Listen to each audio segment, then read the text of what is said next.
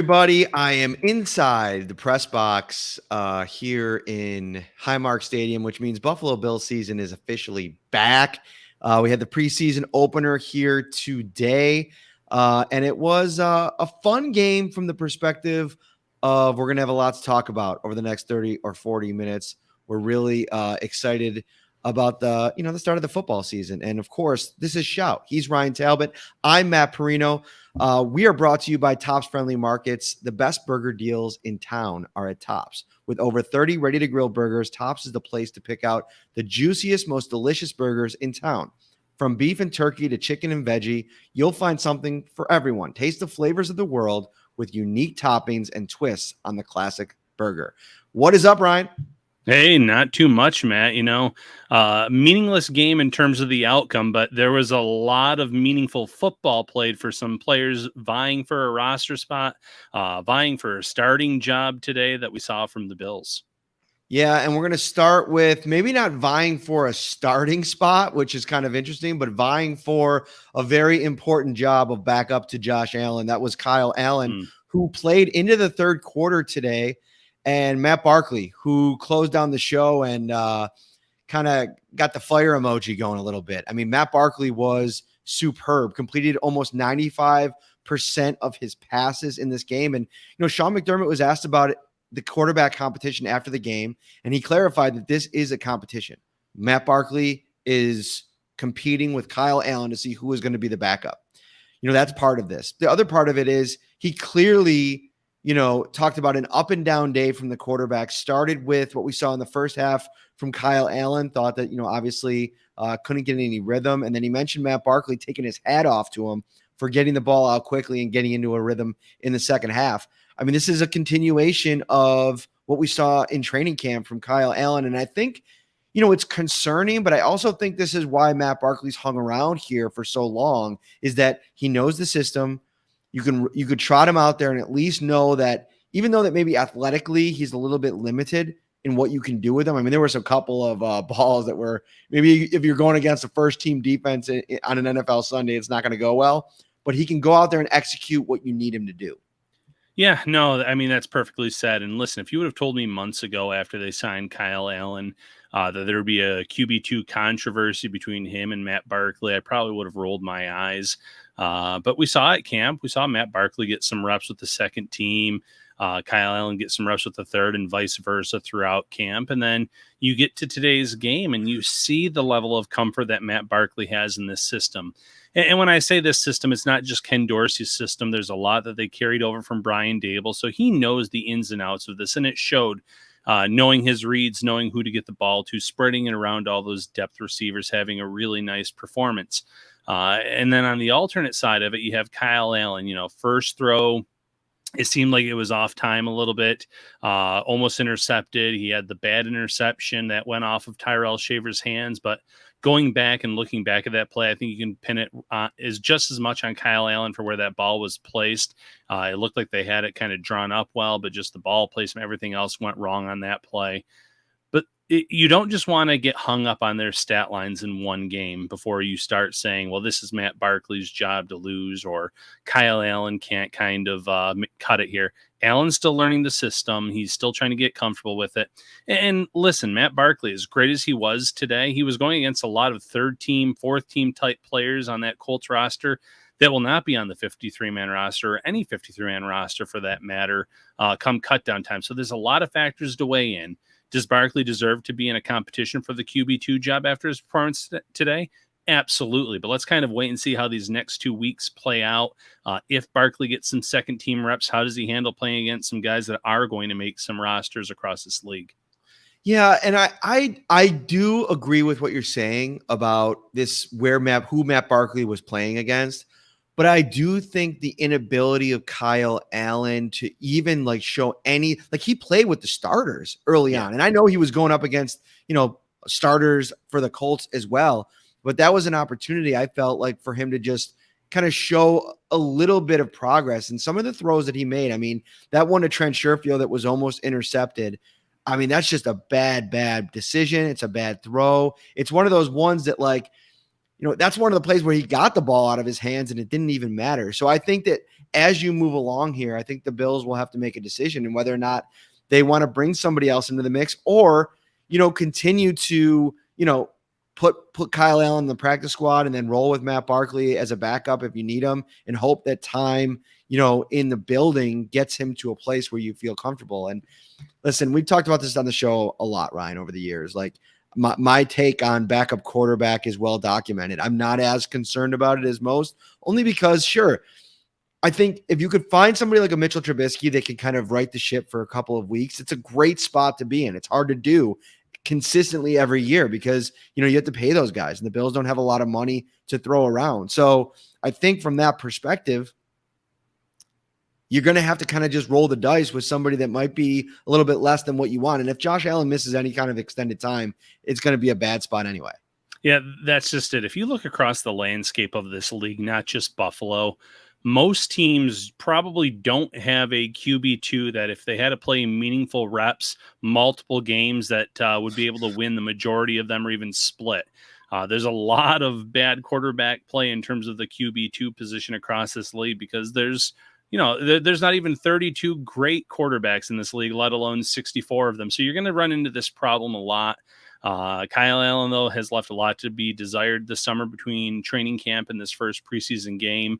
But at the same time, I want to see how this plays out over the next 2 weeks in the preseason because Barkley is much of a fan favorite as he is, as much of a favorite of Josh Allen as he is. You said it. There's limitations to his game. If he's going against starting defensive backs, a lot of those passes that were kind of floating out there, I'm not sure they would have met their intended target. So at the end of the day, if Josh Allen goes down for an extended period of time, this team's probably in trouble, but you can say the same for most teams, as I said. This is a really good time to sign up to become a Buffalo Bills Shout Insider. Text 716-528-6727. Is that right? Did I do the number right? I thought I had it memorized, Ryan. Like that would be 528-6727, I believe. 6727. I did say it right. Look at me. I think it's locked in. I think it's committed to memory. 716-528-6727. You text that number, you get a 2-week free trial right now, $3.99 a month after that. And what's going to happen is the best day to have it is on, game day and then into that second day where, I'm going to go back. I'm going to watch this game probably tomorrow morning, maybe Monday morning. I'll have more thoughts on all these different players because watching it live, I mean, we all get that first watch through and then getting a chance to really dive into it. Our takes will kind of crystallize. And I thought, Sean McDermott was asked about Dane Jackson, who only played a couple of snaps. And obviously he ended it on a high note and he was beaming in his locker after the game because it's like, there's not a lot of times where you get to walk off in a game like that and then go to the sideline and get to, watch the rest of the game. And it was a big time play. He started the game opposite Tre'Davious White, which I think is where about we're all starting in this competition with the preseason starting here, despite how good I think Kyle Elam's been in training camp. Sean McDermott said he wanted to get a long look at the young corners today, Kyer and Christian Benford. I don't know about you, but I don't know how much they did to maybe alter the idea that Dane Jackson is the safest player at that spot. Like I've been really pushing up against this over the last couple of weeks as Kyer Elam was ascending during camp.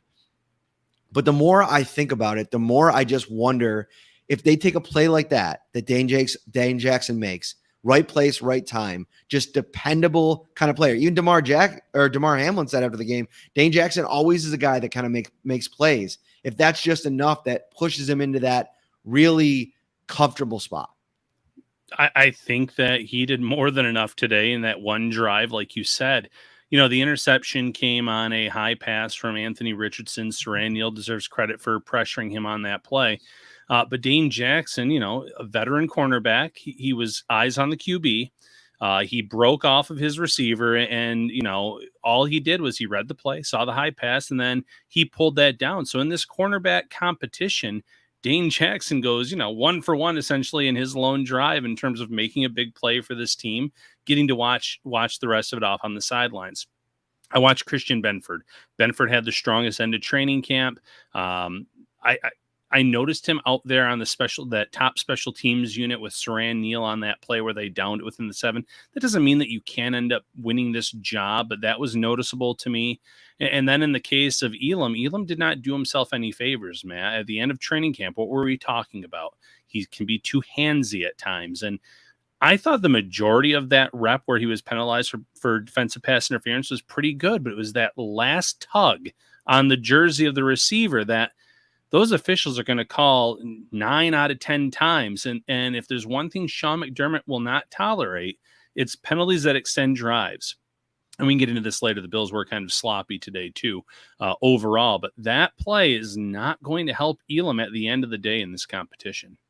Yeah, and I mean, if you're putting those two plays next to each other, Elam's pass interference and Benford's, Benford commits the penalty and still allows the guy to make a catch. And I think that when you're in a spot like that, that's just so debilitating for a defense. And I think we're at the stage of this competition where one of these younger guys has to really have a great performance in one of these next 2 preseason games.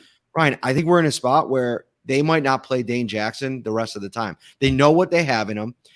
I think Trey White gets probably shut down as well. And you kind of just roll those 2 guys into the opener. And I didn't think I was going to be here after this game, but watching them, like when Kaiir Elam goes into off coverage, you can feel the level of discomfort that he has in that position. And although they could probably play more looks that way, having him be up at the line of scrimmage, having him play press man, he's still going to have to fit into what they want to do as a whole. And I think just that trepidation that still kind of exists there, there's a lot of work that he has to do. And I just don't know. I think they might want to just see what it looks like with the pass rush that we saw today. And we're going to talk about that in a moment. Just letting that kind of roll and then keeping your safe option in Jackson out there. And, that's perfectly fine at the end of the day, because if you are going to be more aggressive on the back end or just in general with your defense, you want to make sure that on the back end you have players that know their responsibilities, know their roles, don't give up the big play, keep things in front of them. That's exactly what Dane Jackson's going to do. You and I were both kind of pushing this summer, hoping to see one of these younger cornerbacks make a play for. Not that Dane Jackson is an old player by any means, but you invested a high pick in Elam. Benford came in and started last year as a late round pick, but it looks like after at least one preseason game, Dane Jackson has kind of put a strong grip on that cornerback 2 job. And it's going to be up to one of those 2 guys, Benford or Elam, to really impress in the last 2 preseason games to even have a chance to maybe unseat him. I want to get to the defensive line here really quick, because I mean, there were some really eye-opening performances today across the defensive line. And the 2 guys that I have a very direct arrow up on are Boogie Basham and Tim Settle. I thought there was one series where it was exactly what you'd want from both of those guys. Pass rush, run defense, all in a consistent bucket, if you will, that led to a 3 and out. And, I was talking to Boogie after the game, and he's just like, he's so zeroed in on what his goal is this season, to be better, to take one game at a time. I know it's so easy to say that, but it's also another thing to act that way. And it's almost like I got the sense that nothing about what happened today was a surprise to him. And that's where I think you want him to be, for him to start like ascending to a different level himself. And so I think this was a huge day for Boogie Basham. The sack, tackle for a loss in the run game. Tim Settle got the start in place of Daquan Jones and looked every bit of the part of a disruptor that we thought we were going to see from him last year. You and I talked a lot about that. And then Ed Oliver, I mean, there was one play where Anthony Richardson was, just trying to get rid of the ball as fast as he can to kind of avoid that Ed Oliver pass rush. Yeah, I mean, I still think the starting D-line left something to be desired with a few of the players, but, you mentioned Ed Oliver had that splash play, but Tim Settle, throughout the entire time that he was on the field, was a difference maker. And we talked about how good he looked at training camp this summer. Then he was sidelined for a few days with an injury, comes back, and, he plays the way that he did today in this matchup, where he was really a jersey tug away from having back-to-back sacks on consecutive plays. After the first sack, he had Minshew again by the jersey, just couldn't finish the play, but the Bills cleaned it up with a sack of their own. Boogie Basham, you mentioned at the sack, the run stop, he flashed on screen. After a somewhat quiet training camp, that's exactly the type of performance that he needed to stay in the mix as a depth option at defensive end for this team. If you're watching on YouTube, hit that like button, subscribe to the channel as well. Welcome into the show. Over 300 watching on this Saturday afternoon, taking in the Bills' first preseason game. And, one of the competitions that's going to really heat up here over the next couple of days, and I'm very interested to see how the Bills approach this. Terrell Bernard, little update from Sean McDermott. He basically said, listen, this is a hamstring injury. We know how serious those injuries are, especially at this time of a year when you're not only trying to get back, but then when you get back to a place where you can play, it might not even be back at 100%. You might not be the same version of yourself for a little while as you're working back. So Terrell Bernard, you almost feel like this is a foregone conclusion that it's going to be Tyrel Dotson, but I have a very direct arrow down on Tyrel Dotson for today. And listen, we'll see. This was one game, and I don't want to overreact to it, but I thought from, a pursuit perspective, from taking on angles where he was in coverage, he just left a lot to be desired, and it didn't really matter. And I felt like you were facing a rookie quarterback. He made a couple of mistakes, but there were opportunities in this game to really clamp the door down that I felt like Tyrel Dotson was involved in maybe a couple plays where if he makes a play, it gets them off the field at a couple of different spots. Whereas opposed to Dorian Williams, the rookie, not competing at middle linebacker, but he's looking like a buzzsaw out there on the outside. He's, pursuing, taking good angles, flying to the football. A very stark contrast in those two players. And I know it's tough because you need somebody to do everything, run the defense, call the defense, and then make big plays. That's a lot to put on Dorian Williams' plate, but man, two guys today that I just left with different feelings on. Yeah, and Dotson did have one run stop today. It was him and DeMar Hamlin combining for a run stop. But for the most part, like you said, he left a lot to be desired. I felt like, I don't want to say he was out of position, but he wasn't necessarily where he needed to be on a given play, and the pursuit and the angles where, to that contrast, I was blown away by the angles that Dorian Williams was taking for a rookie, to take those angles, to make those plays in pursuit, to get into the backfield or to get right to the line and make plays. I was very, very impressed with Dorian Williams in his preseason debut. You can see why the coaching staff and the front office loved this guy when they met him during the pre-draft process. So whatever it is that kind of kept him out of that middle linebacker competition this summer, probably again, getting used to the system, getting comfortable with it, everything else, he at least showed up at the outside linebacker job in a big time way in his debut. So really nice day for Dorian Williams, whereas Tyrel Dotson just didn't do enough to make me think that this competition was over from a play perspective. But if Bernard's hamstring is something that's going to take a few weeks to get him back into action, it looks like Dotson by default is going to win this job. Yeah, I mean, Balin Spector finishes this game with one tackle. AJ Klein, one tackle, not a lot of stats to speak of. And honestly, some, forgettable plays for when they were in the game in general. I felt like the offense moved the ball pretty well at times late in the game for the Colts.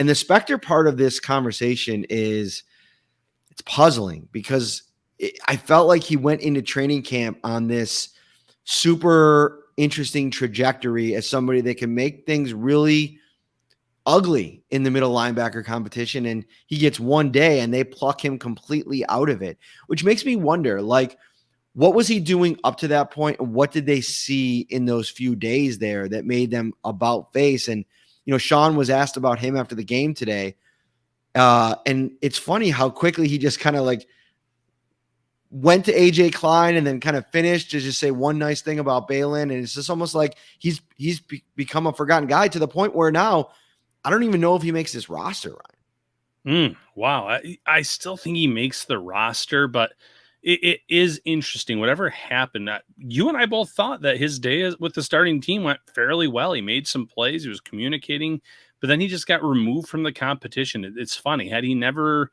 been given those first team reps, Who knows what we would have thought about his summer and things of that nature, but all of a sudden he disappears from that, and now he gets that type of comment where we've heard that from McDermott before. You ask about a specific player and he says one thing and then he kind of pivots to, but the rest of the guys, or but the player X, Y, and Z also did these nice things. And it's interesting because Spector has an opportunity to be that middle linebacker backup. Had he had a great preseason, it's hard to leapfrog a player that's injured like Bernard, but it would have at least put him in that competition. And now you're right. You're left kind of scratching your head like, what happened? What did I miss? Why is he, go from getting first team reps to getting pulled after one attempt in that area? Was a player that was kind of running around the field with his hair on fire. I think he still makes this roster, but I just don't know if he contributes as much as I once thought. And, speaking of contributing, I thought, we talked about the depth wide receivers late in the game when Matt Barkley had it going, Tyrell Shavers, Keyshawn Johnson, Desmond Patman, all three guys we could talk about here in a minute. But I want to start with Andy Isabella because, listen, we got to figure out what's going on here. Is this one of those Duke Williams type situations where a guy comes in, hasn't had success in the league? I mean, really, remember, Duke Williams was a great example of somebody that had this really good past history, was a higher end, didn't end up being I don't think a high draft pick, but had a lot of cachet at one point as a prospect, and then it just never worked out in the NFL. He went to the CFL, becomes this camp darling, this preseason fan favorite. I feel like Isabella is trending in that direction, and he's a little bit different in that you mentioned it on a recent show. It's just he just hasn't had a lot of opportunities. But when you watch him play, it's almost like you see like a supercharged version of Cole Beasley and the potential of what that could be in this offense. The route that he ran, it was really simple today on a crossing route to get open, to kind of lull the defender into a little bit of a days before he made a move, makes the catch, and then gives you that run after the catch. This is a really fun player that, listen, I don't know if he can make a run at the 30 or at the 53. He ends up with 3 catches for 42 yards, and one of those was for 30 yards, most of which came after the catch. And I just start thinking about the possibility, and maybe that can be Deontay Hardy in this offense. But, man, wouldn't you hate if you're a Bills fan to lose him? If you cut him, somebody else signs him, and then he picks up and becomes that version of himself. This is a very interesting kind of storyline to track over the next couple of weeks. Yeah, Isabel is so interesting because when he first joined the Cardinals, they still had Larry Fitzgerald, they had Christian Kirk, and then they had a plethora of other guys kind of in the mix. So a little bit buried on the depth chart despite being a high draft pick. Quarterback play wasn't good there. He joins the Ravens last year. We know the quarterback play wasn't great in Baltimore. Now he joins a team that has Josh Allen, and we saw him get worked up with the second team offense at times during training camp after joining the team, late in the summer. So to adapt that quickly, to get a good grasp of the playbook that quickly is impressive. And then, today he was lined up against a linebacker, and 100 times out of 100, Isabella should win that off the line. And sure enough, a nice little move. He gets open, but it was after the catch that I loved. It was the speed. You can't teach speed, Matt. And he turned up the jets going down the left side of the sideline, cut in to kind of take on some contact to pick up some extra yards.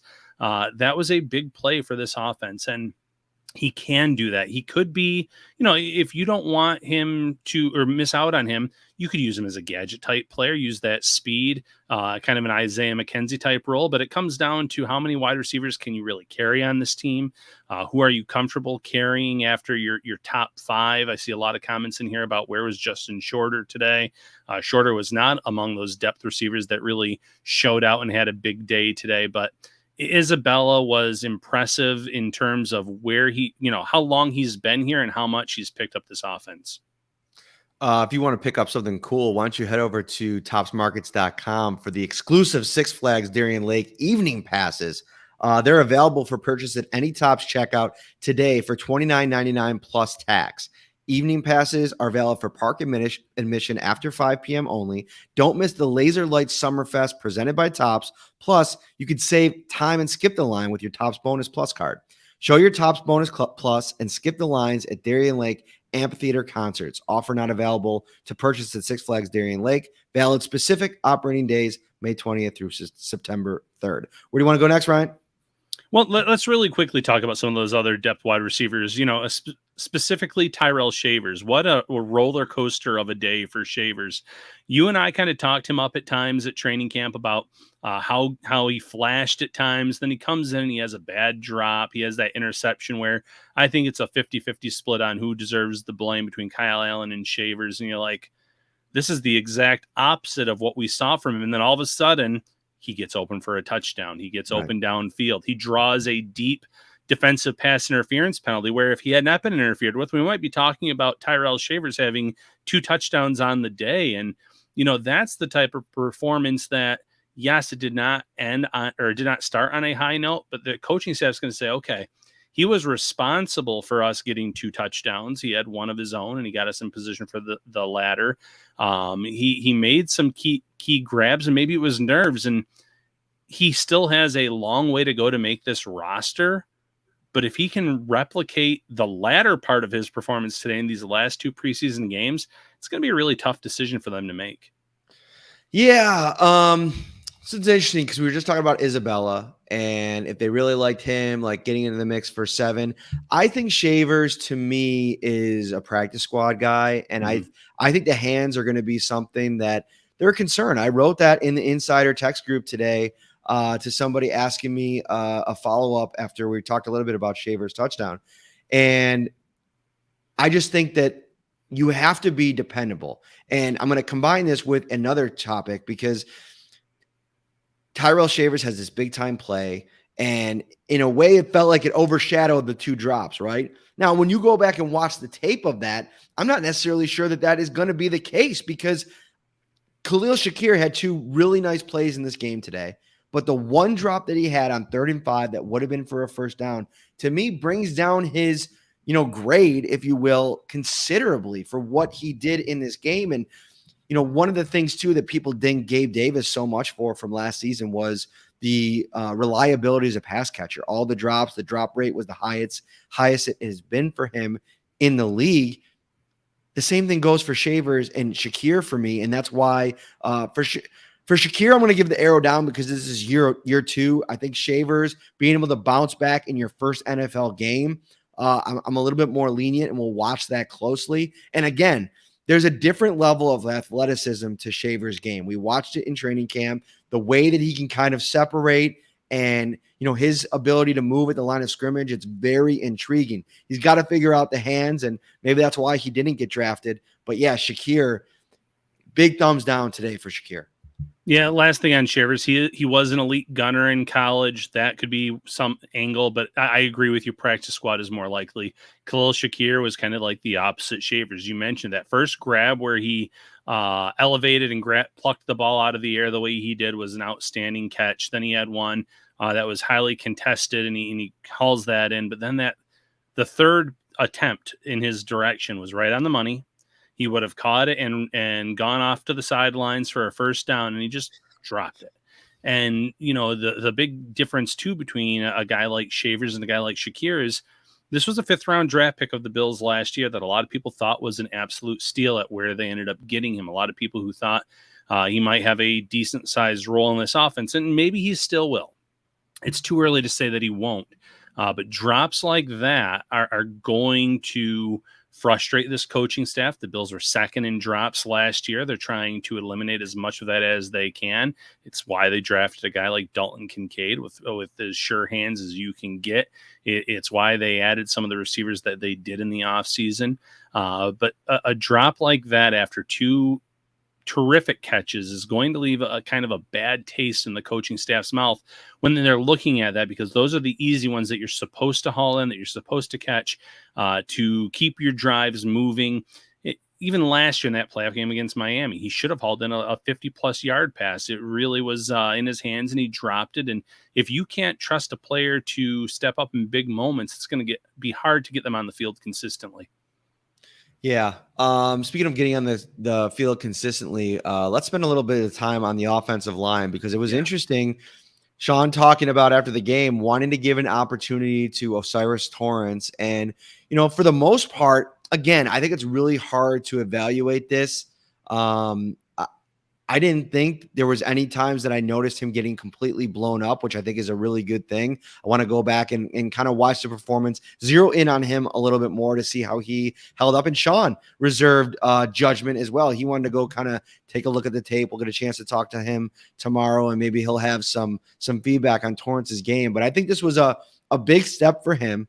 And I think that you come out of this knowing that outside of a couple just goofy plays on Kyle Allen's part, I mean, that one play where he turned around at one point and I thought he was going to get sacked and he somehow got out of that. Then he almost threw an interception on the play. It was a wild, I tweeted, it was quite the journey that we all went on together watching him try to get out of that sack. But I think this is a good moment for Osiris Torrance and maybe a little bit of an indication of where they're thinking. I mean, forcing the issue a little bit. Like, it feels even more like Ryan Bates to me is like a very good comp to a Dane Jackson, right? Somebody that's been in the system for a while, undrafted guy that they traded for. Dane Jackson's a 7th round pick, but same kind of concept, veteran guys that have been in the system for a while, that now there's a young, talented early round draft pick nipping at their heels. And I've never seen the Bills willing to kind of move off of Dane as aggressively as they did today on Bates, moving him to like the second team center. Now, what you have in him in right guard, but I thought that was interesting. And, going and seeing how he did is going to be a big determiner of how they go forward and view this competition. Yeah, and part of me wonders if the fact that they were really, going with the run early on was to see how Torrance looked in that role. And I thought the offensive line, the starting O-line as a whole, did really well on that first drive. Short field after the Dane Jackson interception to opening up lanes for James Cook. Cook was running it well up the middle. And then on that touchdown run, it was on the other side, considering Osiris Torrance was at right guard. But great job by Trent Sherfield and Dawson Knox to really seal that side with terrific blocks for him to get into the end zone. But Torrance held up very well in terms of run blocking. I thought he did a really nice job as well. And at least one of the pass blocking reps that I was watching him specifically on. But again, I recorded the game. I'll go back and rewatch it as well and really key in on him every single play. I thought, though, it was a plus day, though, or a check mark next to his name in terms of, hey, I wanted to see how he held up against the starting NFL defensive line, and he did fairly well for that matter. Yeah, we got to talk about this tackle situation, Ryan, because after Spencer Brown and Deion Dawkins, Tommy Doyle goes down today. It's the same knee that he injured last year. He's going to probably get that looked at. We don't have a definitive update on how serious that injury is. And that's a problem because the first guy off the bench today after Deion Dawkins was Ryan Vandemark, playing opposite of Brandon Shell. And I've liked Ryan Vandemark. I wrote about him a few times during training camp. I thought at moments today he looked a little bit overwhelmed, to be honest. But I think just his standing in the pecking order is interesting. And David Quessenberry being somebody that now appears to be on the third team. Richard Garage, somebody that we talked about in camp 2, didn't really get in the game till later. And then you move to the interior, a guy that they just spent a draft pick on, and Nick Broker. There was one play, Ryan, I think it was his first snap. It was yikesville, man. Like, he got absolutely blown off the ball, got pushed back 3 or 4 yards, gets like reverse pancaked. It was bad news bears. And like, we saw that across a couple of plays or players on the second and third team offensive line. Do you know what they call a reverse pancake? What? Bisquick. It's the stuff that you use to make okay, anyways, long day. I'm sorry. Hey, keep me in the show. Don't kick me out. All right. I'm in it. Good. Okay. So we're talking about the depth at this offensive line, Ryan Vandemark. That was a surprise to me, Matt. The fact that we saw him come in with the second team at left tackle was not something I was expecting. As bad as David Quessenberry has been at times, he has a lot of reps in the NFL, interior at guard, also out at tackle. I thought that he would come out with that first team. But it goes back to what you were saying all training camp. The Bills really don't have much depth at tackle. Brandon Shell didn't do much this summer. Quessenberry didn't do much. I like the fact that they put a young guy in there like Vandemark. And Did he have a great day? No. I don't know how many of these offensive tackles would have a great day. Yeah, they have a lot of young, unproven players. They have arrow down for Talbot with that joke. That's fair. That's fair. They have a lot of question marks. And listen, if I'm the Bills, I am scouring the roster cuts across the league at the end of the month here. When it comes time to every other team making their 50th man roster, I'm looking for veterans with experience, veterans that maybe have played under Cromer or would be a good fit in his system. Maybe even swinging a defensive end for an offensive tackle if there's a trade to be made out there, because as much of a controversy as there might be at QB2, I think the controversy at tackle depth is even more worrisome.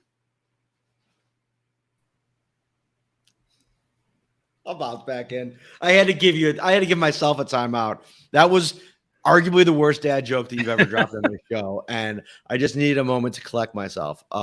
So very good.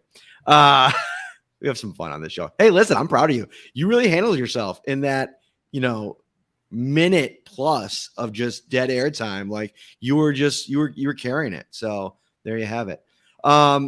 Listen, over 450 people watching on YouTube right now. You guys are awesome. Somebody smash that like button. Subscribe to the show as well. We really appreciate you subscribing to the channel. Where should we finish up here, Ryan? Ooh, that's a great question. So we've already talked about corner. I know where we got to go next. Go ahead. Damar Hamlin. Oh, you know what? I had him in my article. Yeah. What a cool day for him. And for Buffalo, for the world that watched that just awful scene play out last year. And it was just crazy to see today, because it's like all the buildup to this has been like, is he going to play? Is he going to play? And then even when Sean McDermott said he was going to play, was he really going to play? Or was it like, you're going to throw him out there on special teams? Man, they put him out there. And I think it was the third series at safety after Micah Hyde came on, maybe even been in the second series. And he comes in and he plays like the Damar Hamlin of old. I mean, he's getting up there at the line of scrimmage, sticking his face mask in there, making a couple of tackles. I mean, he had 3 tackles before, he had played 10 plays. And so a really cool day. He was talking about how special it was for him afterwards. And it's one of those cool moments. And I think based on today, like I know they listed him and Cam Lewis as that 4th safety on the depth chart. But Cam Lewis, as much as we like him on the show, obviously the UB product, his availability is always a concern. And so I think Damar coming and having a game like this and really a confidence-building type performance, it's huge for him. Yeah, absolutely. And real quick on Cam Lewis, Matt, on the broadcast today, they said they kept out Taron Johnson because they didn't want to lose another, player at that spot because they're already worried about losing Cam Lewis. I thought that was an interesting little nugget, thinking maybe they really do like him as the backup to Taron Johnson. Maybe that's still his path to this roster and having the versatility to play safety. But Damar Hamlin, they have him coming off the edge, making plays in the run game, getting in there. There was zero hesitation from Damar Hamlin today. If there was anyone thinking, okay, is he going to play with that same aggressiveness? Is there going to be any trepidation or hesitation? There was not. He was going after it. He was getting some big key run stops. He was credited, I believe, on the 4th down run stop with getting in there first as well. So it was an awesome, first of all, just to see Hamlin out there on the field playing in an actual game against another team. But the fact that he went out there and made so many plays in his limited time on the field, that's almost like a storybook writing itself, despite it being a preseason game. I think he's kind of locked up that safety number 4 position. As you mentioned, availability is important, but they love what they have in Hyde, Poyer, and Rapp. But man, Hamlin, what a day for him in his return. I want to close out the show with Dalton Kincaid because, going into this one, I think a lot of people thought, man, this is going to be a fun day to kind of see how they utilize Dalton Kincaid. And honestly, when he was in there, they mostly ran the ball. And so we didn't even, I'm actually looking here, Ryan. He didn't have one single target in this game. Neither did Dawson Knox. And I'm wondering, sitting here thinking about it right now, it just came to me. How much of that do you think is by design? Because I think they want people to think the 12 personnel package, or maybe even New York to think, that 12 personnel package is we are going to run you over. You're going to see Trent Sherfield out there, who was a key contributor to that James Cook touchdown run. We can talk about him in a moment as well. I almost wonder if this is one of the big looks we get at the first team offense, obviously without Josh Allen. We'll see. Maybe he'll play against the Steelers. Was that the situation where, okay, they're going to run the ball when Dalton Kincaid and Dawson Knox are in there together, get ready for it, and then they're going to try to hit him with the pass? I could see that happening. And listen, we know how good Kincaid has been all summer. We know what he can do. He's not someone that you necessarily have to showcase. I thought maybe they would try to get him a target or two. I have to go back and watch the game. I want to watch the James Cook touchdown specifically. It was on the other side of the field, but I do feel like Kincaid got kind of, I don't want to say blown up on the play, but he did not hold his block very well. And that's obviously the big concern, or the only concern about him coming out, is how is he as a blocker? That was not something he really had to do much. And the only thing I'll say about that is the Bills didn't bring him in the first round to be a blocker. They want him to be a pass catcher, to be a difference maker, 12 personnel, lining him up in the slot, what have you. But I will say that, you look at the development of Dawson Knox as a blocker. I think in due time, in a few seasons, Kincaid will at least be average in terms of holding his own in that regard. But you didn't see a lot of them, no targets. But you don't need to see him. It's kind of like the same thing as, I don't want to put him in the same tier as Gabe Davis or Stephon Diggs, obviously, but we know what Dalton Kincaid can do based on this training camp. It wasn't like he had a quiet summer. He was all over the field making plays for this offense. I anticipate him doing the same in season. I'm watching the play right now, and 52, I'm not sure the name, but the linebacker kind of got engaged with Kincaid and kind of just like threw him off, and it almost looks like he tosses him.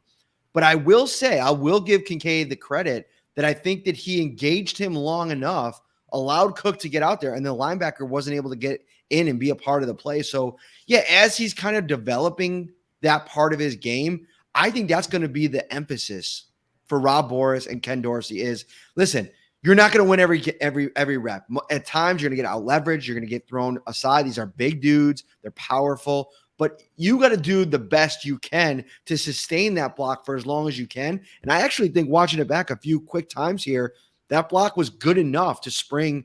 I think Sherfield's was more important because he had to hold the edge. But really, I don't have a big problem with that play. Oh, good. Because that was just at one quick glance. I thought I saw him kind of getting tossed aside, like you said. But I was also kind of watching Sherfield and Knox on that play and how they freed up the entire left side for James Cook. So that is good to know that you think he did his job well enough to give Cook the daylight to get in the end zone. And like you said, as long as he can do his job well enough, there'll be times where he gets beaten, where he gets out leverage, where he gives up maybe a tackle for loss. But as long as he's also contributing as a receiver, I think it's all going to weigh out on the positive side for the Bills. Yeah, it's a smart run play too, because obviously Sherfield gets the corner.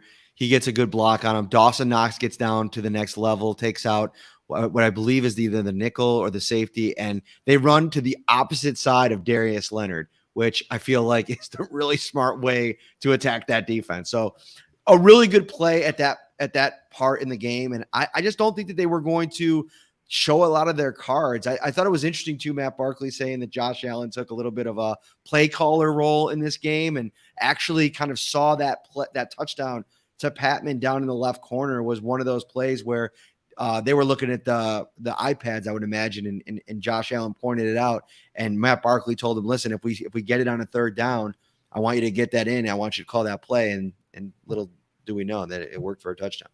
Worked for a touchdown and led to Josh Allen running out on the field and celebrating with Barkley. It was a cool moment, especially after learning that he kind of called the play after seeing something on the iPads.